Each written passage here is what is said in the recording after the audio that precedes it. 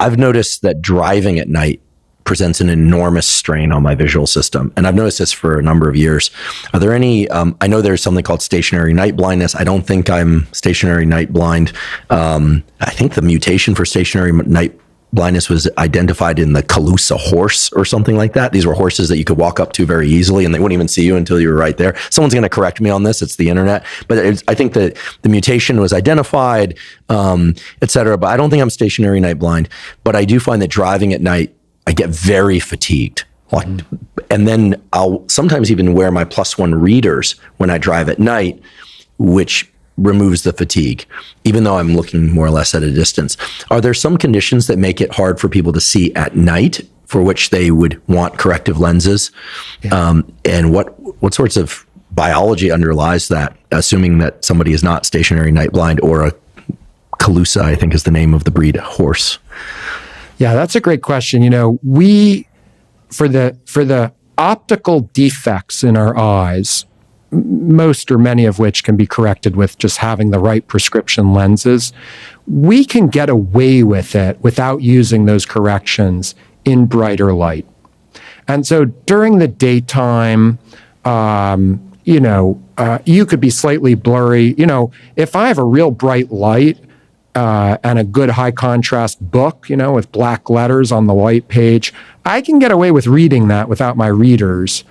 Unlike if I'm in dim light, then I feel, and that might be kind of what you're describing. If you're reading at night, you actually prefer to use the readers a little more even at night, because we can make up for a lot of that blur if we just have bright enough signal and contrast coming into our eyes. Makes sense.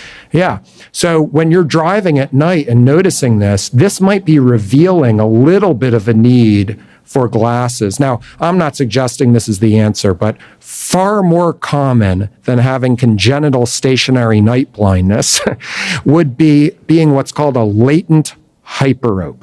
Okay, now we talked about already how the lens inside our eye goes from focusing at distance to then we squeeze the muscles, the lens actually rounds up and it allows us to focus at near.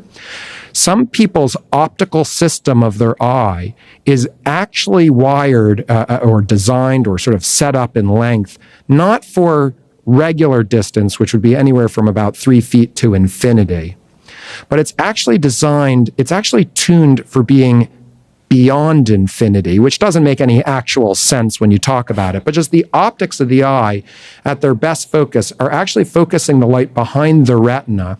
And if you're doing that when you're younger, you're actually using some of your focusing power to use those muscles, strain those muscles, relax that lens, round up that lens, and have your vision focus from beyond infinity to normal distance, like distance vision. And so if you're a latent hyperope, you are constantly using those muscles.